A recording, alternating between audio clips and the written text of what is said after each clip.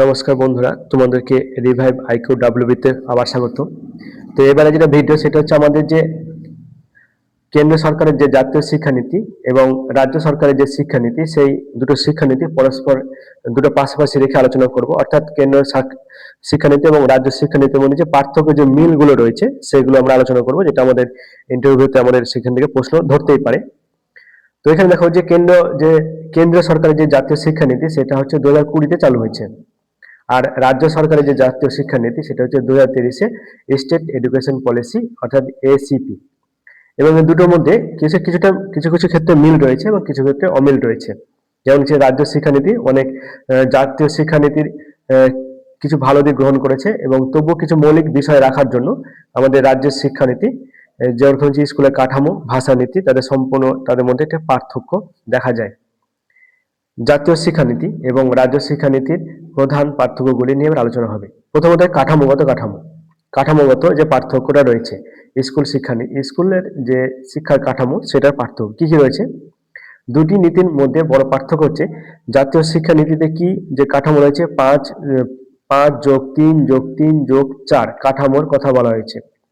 এখানে 5 বছর, এখানে যে ফাউন্ডেশনাল অর্থাৎ 5 বছর, অর্থাৎ 3 বছর অঙ্গনওয়াড়ি বা প্রাক প্রাথমিক ক্লাস এবং ক্লাস 1 থেকে 2, আর তারপরে হচ্ছে প্রিপারেটরি 3 বছর, ক্লাস 3 থেকে পঞ্চম, আর মিডিল 3 বছর অর্থাৎ ক্লাস 6 থেকে অষ্টম শ্রেণী পর্যন্ত বলা হয়েছে। এছাড়া দেখো সেকেন্ডারিতে কি বলা হয়েছে, সেকেন্ডারিতে 4 বছর ধরা হয়েছে, ক্লাস 9 থেকে দ্বাদশ শ্রেণী অর্থাৎ 12 পর্যন্ত। এখানে নবম থেকে দশম শ্রেণীকে একটি অখণ্ড পর্যায় হিসেবে সুপারিশ করেছে জাতীয় শিক্ষানীতি 2022, অর্থাৎ 20 সালের যে জাতীয় শিক্ষানীতি সেটা এখানে ঘোষণা করেছে। এবার আমরা দেখবো রাজ্য শিক্ষানীতিতে কি রয়েছে। রাজ্য শিক্ষানীতি অর্থাৎ WBACP 2023 রাজ্য শিক্ষানীতি পুরনো কাঠামোকে সামান্য বদল করেছে। যেখানে আমাদের পুরনো কাঠামো যেটা রয়েছে, যে রাজ্য শিক্ষানীতিতে 5+4+2+2 কাঠামো বহাল রয়েছে আমাদের যে রাজ্যের যে পুরনো শিক্ষানীতি থেকে। এটি আগে যে ছিল শিক্ষানীতি সেটাই আমাদের বহাল করেছে, সেটা কেন্দ্র সরকার শিক্ষানীতিকে গ্রহণ করেনি। এখানে দেখো প্রথম প্রাইমারি 5 বছর, 1 বছর প্রাক প্রাথমিক ও প্লাস 1 বছর থেকে 4 বছর পর্যন্ত, ক্লাস 1 থেকে 4 ক্লাস 4 পর্যন্ত হচ্ছে এখানে প্রাক প্রাথমিক। তারপরে হচ্ছে আপার প্রাইমারি 4 বছর, ক্লাস পঞ্চম থেকে অষ্টম শ্রেণী পর্যন্ত। আর সেকেন্ডারি 2 বছর, ক্লাস 9 থেকে দশম শ্রেণী অর্থাৎ মাধ্যমিক স্তর। আর হায়ার সেকেন্ডারি হচ্ছে 2 বছর, অর্থাৎ ক্লাস 11 থেকে 12 বছর উচ্চ মাধ্যমিক স্তর পর্যন্ত আমাদের রাজ্য শিক্ষানীতিতে সে পুরনো যে নিয়ম সেটাই বহাল রেখেছে। মূল পার্থক্য কি রয়েছে, তাহলে এখানে পার্থক্যটা কি?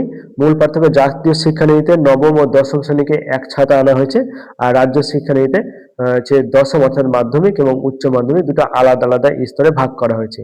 এখানে এই যে শিক্ষা যে কাঠামোগত পার্থক্য, এখানে মূলগত যে পার্থক্য রয়েছে, যেটা হচ্ছে মাধ্যমিক এবং উচ্চ মাধ্যমিক আমাদের রাজ্য শিক্ষানীতি আলাদা এবং কেন্দ্র শিক্ষানীতি সেটা এক জায়গাতে রয়েছে। তারপরে দেখো বোর্ড পরীক্ষা।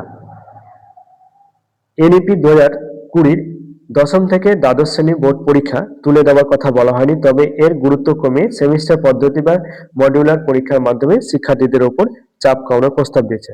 আর আমাদের রাজ্যের WBACP 2023-এ কি বলা হয়েছে, রাজ্য শিক্ষানীতিতে দশম শ্রেণীর বোর্ডের পরীক্ষা মাধ্যমিক এবং দ্বাদশ শ্রেণীর বোর্ডের পরীক্ষা উচ্চ মাধ্যমিকে বহাল রাখা হয়েছে। তবে উচ্চ মাধ্যমিক স্তরে ক্লাস 12 অর্থাৎ 11 থেকে 12 সেমিস্টার পদ্ধতি চালু করার সিদ্ধান্ত নিয়েছে, যেটা আমাদের যে শিক্ষাবর্ষ থেকে 24 থেকে 25 শিক্ষাবর্ষে চালু হবে। এছাড়া রয়েছে ভাষাগত পার্থক্য রয়েছে। এনইপি 2020 ত্রিভাষা সূত্র বলেছে, অর্থাৎ আমাদের যে জাতীয় শিক্ষানীতি ত্রিভাষা সূত্র বলেছে। এর কথা হচ্ছে যেখানে সংস্কৃত বা ধ্রুপদী ভাষার উপর জোর দেওয়া হবে। শিক্ষার মাধ্যম হিসাবে পঞ্চম শ্রেণী পর্যন্ত মাতৃভাষাকে বাধ্যতামূলক করার প্রস্তাব এনেছে। আর WBACP 2023-এ কি বলেছে, রাজ্য ত্রিভাষা সূত্র মেনে নিয়েছে, তবে এখানে বাংলা ভাষার উপর বিশেষ গুরুত্ব দিয়েছে আমাদের রাজ্য শিক্ষানীতিতে। প্রথম কি রয়েছে, প্রথম ভাষা হচ্ছে মাতৃভাষা, যেমন বাংলা। দ্বিতীয় ভাষা ইংরেজি বা অন্য কোনো ভাষা, যদি মাতৃভাষা ইংরেজি হয় তবে। তৃতীয় ভাষা কি আছে, একটি স্থানীয় বা অন্য ভারতীয় ভাষা, পঞ্চম থেকে অষ্টম শ্রেণী পর্যন্ত। উচ্চশিক্ষার ক্ষেত্রে কি পার্থক্য, এনইপি 2020 অর্থাৎ 4 বছরের স্নাতক কোর্স এবং মাল্টিপল এন্ট্রি এবং এক্সিট, অর্থাৎ পড়াশোনার মাঝপথে বিরতি নিয়ে আবার সে পড়ায় যুক্ত হতে পারে।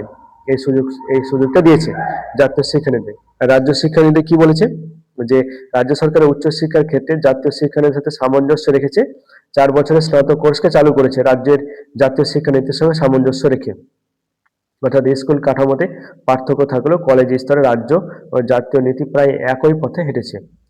এবার দেখো 1 নজরে যে পার্থক্যের তালিকা কি কি রয়েছে। জাতীয় শিক্ষানীতি এনইপি 2020 এবং রাজ্য শিক্ষানীতি ডাব্লিউবি এসিপি 2023 কাঠামোগত কি করেছে, 5+3+3+4, আর এখানে রাজ্যে 5+4+2+2 অর্থাৎ 2+2 রয়েছে কাঠামোগত পরিবর্তন। তারপরে রয়েছে মাধ্যমিক স্তর। মাধ্যমিক স্তর নবম থেকে দ্বাদশ শ্রেণী একক স্তরে, আর এখানে রাজ্যে হচ্ছে 9 ও 10ম আলাদা আলাদা স্তর। বোর্ড পরীক্ষা সহজ ও নমনীয় হওয়ার কথা, মাধ্যমিক ও উচ্চ মাধ্যমিকেও রয়েছে, বহাল থাকছে সেটাও। সেমিস্টার স্কুলে চালু করা হয়েছে, আর রাজ্যে হচ্ছে 11 থেকে 12 শ্রেণীতে চালু করা হয়েছে। ভাষায় হিন্দি সংস্কৃত পরোক্ষ গুরুত্ব, এখানে বাংলা এবং ইংরেজির উপর গুরুত্ব দেওয়া হয়েছে।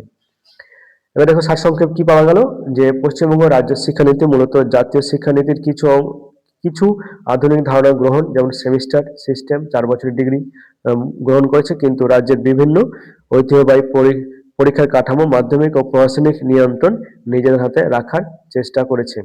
তো এখানে আমাদের যে রাজ্যের শিক্ষানীতি এবং আমাদের যে কেন্দ্রের শিক্ষানীতি সেটা নিয়ে মোটামুটি এখানে আলোচনা হলো।